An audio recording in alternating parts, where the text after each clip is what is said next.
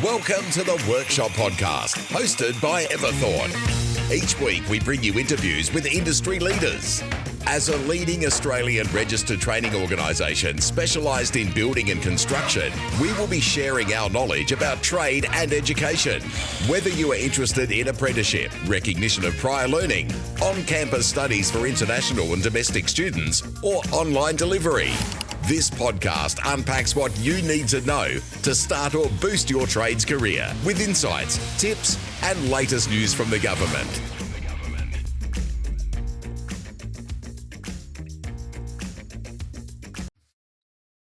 Hello, workshoppers, and welcome to the fourth episode of The Workshop. Tools down, grab some smoko, sit on the eskies, and bring them a little bit closer. We have an amazing episode for you today. For those that don't know him, he's not stock, he's all brick and block. Paul Neeson from the Perth campus. Paul, how are you? I'm not too bad, James. How are you today? I'm doing very well, Paul. Obviously, you've been super busy this week, being O week. Yeah, it's true. We've had the orientation this week and we've had quite a big intake, to be honest. So quite a bit of work involved. And yeah, it went well. We had a good team. It's pretty awesome, to be honest. We've got them all through. Looking forward to the big start next week. Excellent. Paul, tell me a little bit. How did you get started in bricks? Okay, I should say, because I'm getting on a bit. Once upon a time, when I was just a young lad, I had a couple of friends who were a couple of years older than me. They were actually bricklayers at the time, and they asked me if I would try labouring for them. I started labouring and never turned back since, to be honest. Loved labouring. I did it for a few years. Really happy. It's just I wanted to take it a bit easier because at the time labouring was really hard. You didn't really have forklifts and stuff like that. So when a truck turned up, you'd have to unload it all by hand. And as a labourer, that would be part of your job. So you'd unload everything by hand. Anything needed to go on a scaffold, you used to have a hod. So you'd fill the hod up, put it out and put it on your back, and then you'd be up and down the ladder all day, every day. You'd have your mud, you'd have your bricks, you'd have your blocks, everything. There was no mechanical help whatsoever. It was quite a tough job at the time. So I thought to myself, I wouldn't mind taking it a bit easier. So I thought, instead of doing this all day, I can just stay in one spot. Even though you're still lifting the weight, you're not doing quite so much. So I thought, I'll be a bricklayer. Fantastic. So we're starting your journey from labouring to bricks. How did you start? Was it for you an apprenticeship?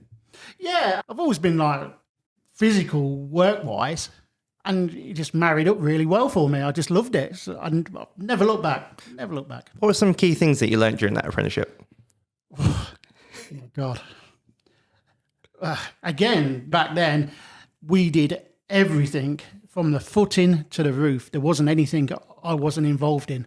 You know, we'd pour the concrete, we'd dig the footings. We'd actually dig the footings because it wasn't a JCB. So we'd dig the footings, we'd pour the concrete, we'd put a floor in, we'd put the footings in, we'd build the house, because obviously in the UK it's all houses and not many bungalows. There is now, back then there wasn't. And we even did tiling, plasterboarding, many times we put the roofs on ourselves. So I pretty much did everything in the building trade. So it was all varied. Now, if you're a bricklayer, you don't get involved in the other stuff really.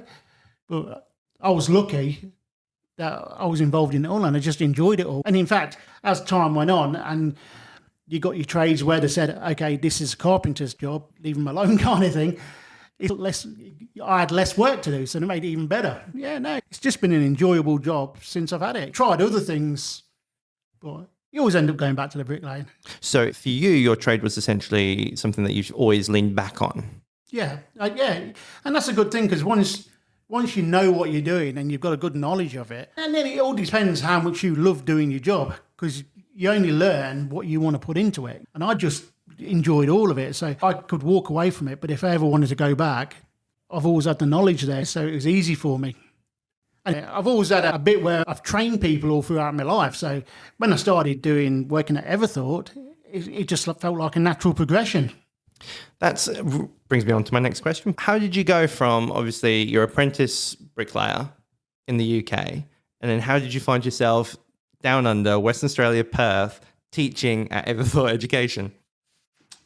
It sounds strange, doesn't it? But it was pretty simple, really. I'd been bricklaying, and about 20 years ago, I was with my then girlfriend, and we just decided we'd had enough of where we were and we wanted to try something different.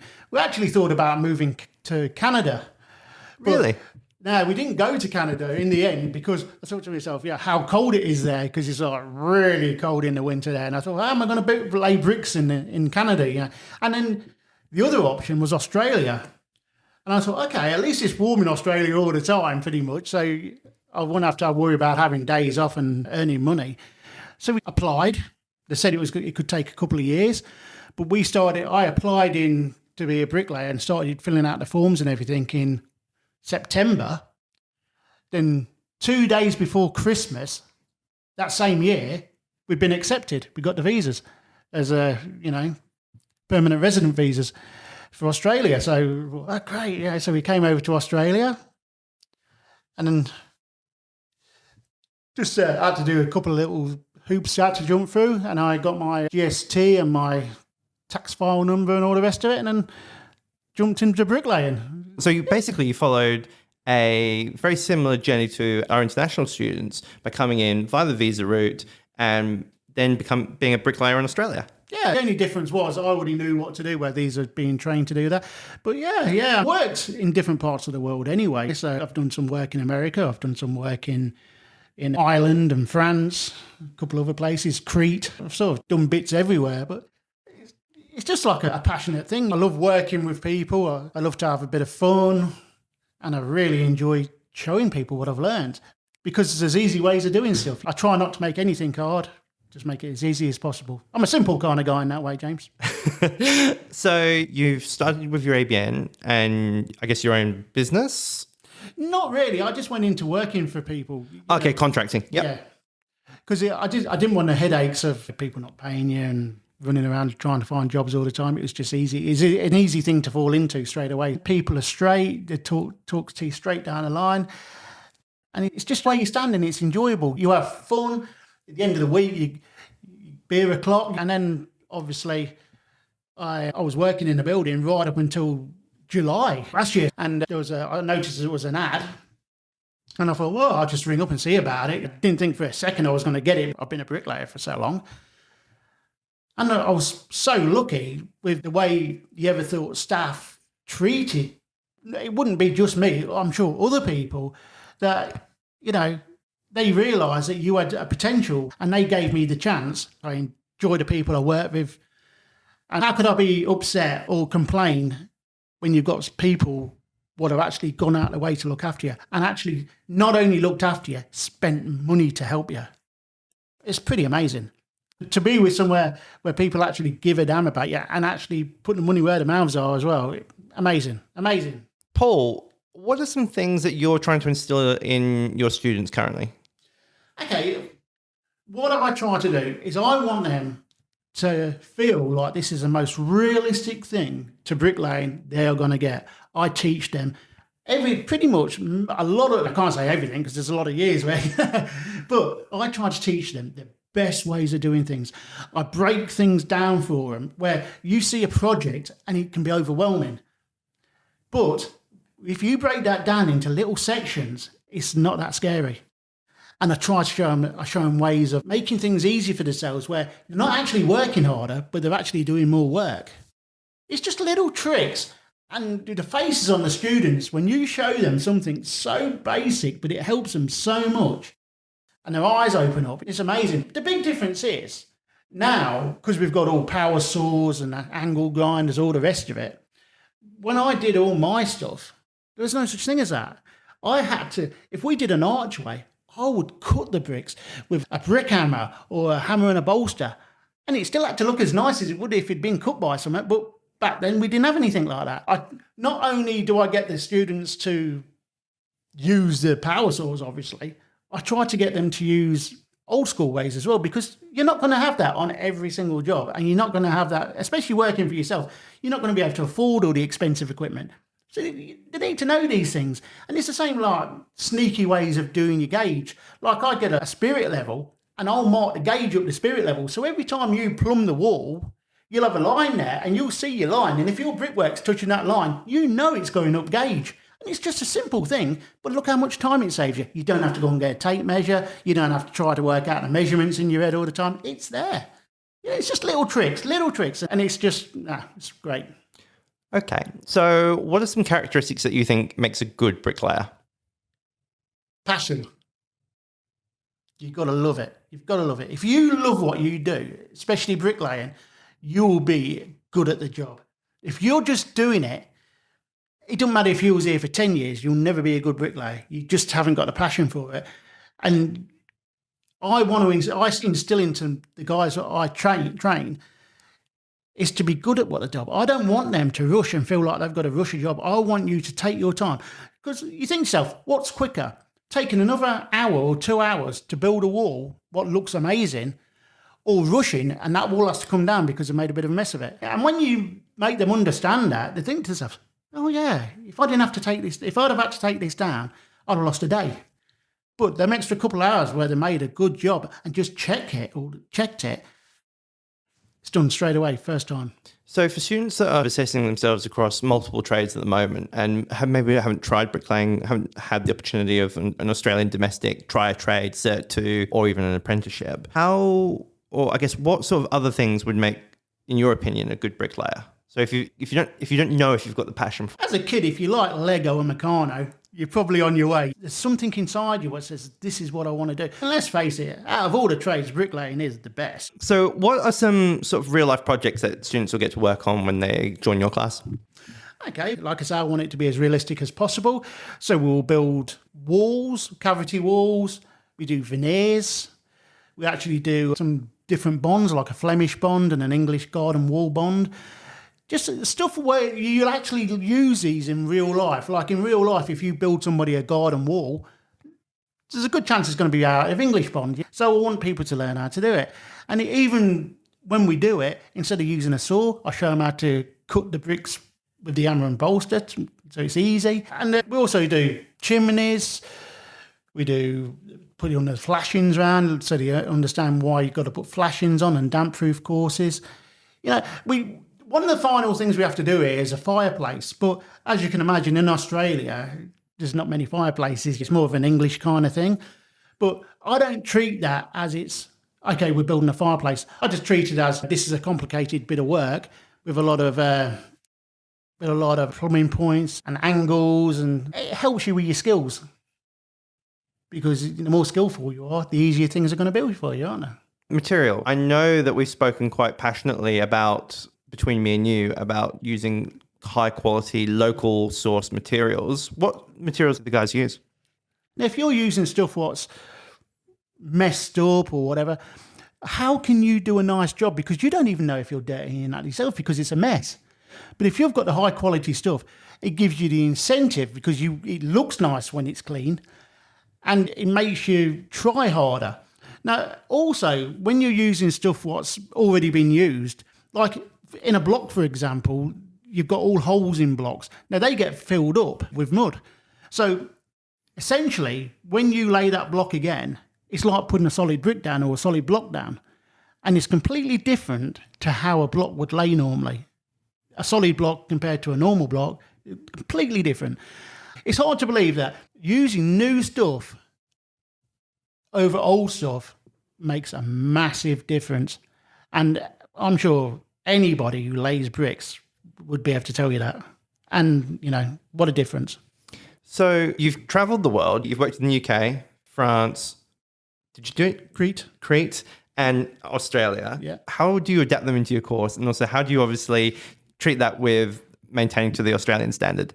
Okay. The main difference, the main thing what I found was different to anywhere else is Australians, for example, you'd like to lay bricks third bond, where in England and most other places, half bond. Half bond. Also, in Brisbane, they use a lot of H blocks there. They do, yep. So how you lay the mud on a H block is completely and utterly different to what they would do anywhere else on any block. So as it happens, we have H blocks, and I teach them how to lay them as well and get it so they know how to scoop the mud up on a trowel and actually put it onto the blocks, which is quite interesting to them. And there's also, in Brisbane, there's a lot of veneer houses. There's a few in Western Australia, but not so many.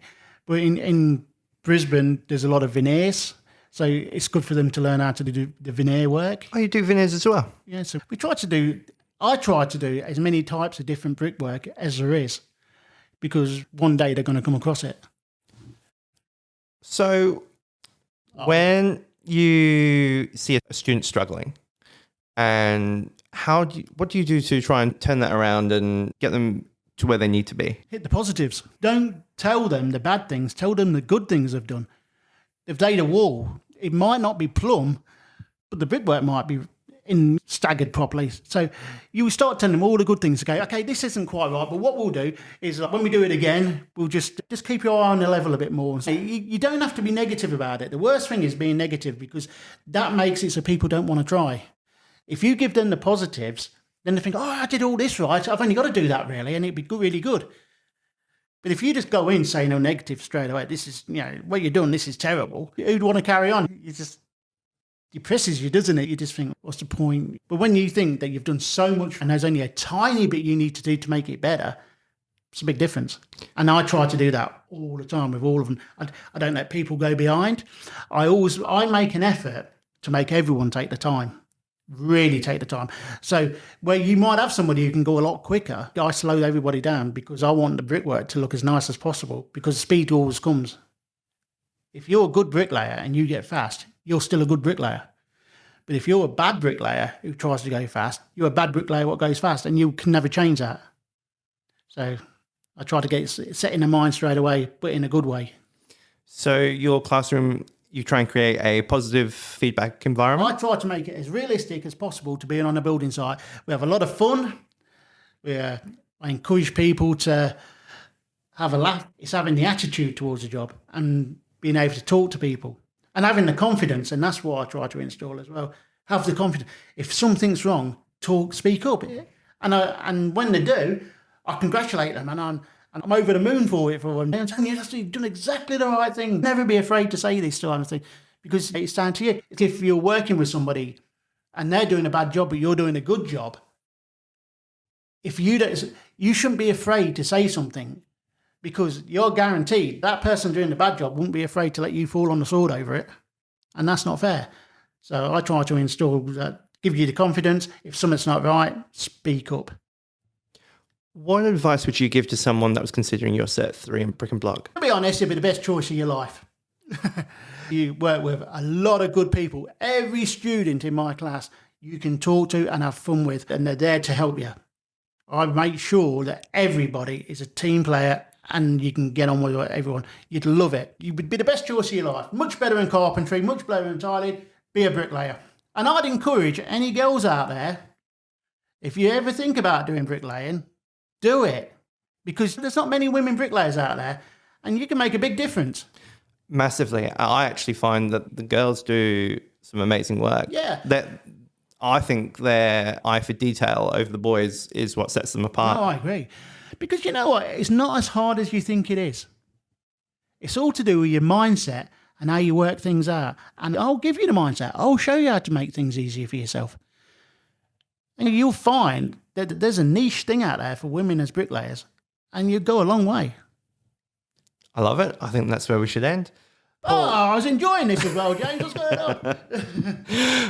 And guys, that's the end of episode 4 and the end of our trainer showcase at Everthought Education. So I want to thank everyone for listening, and we will see you next time.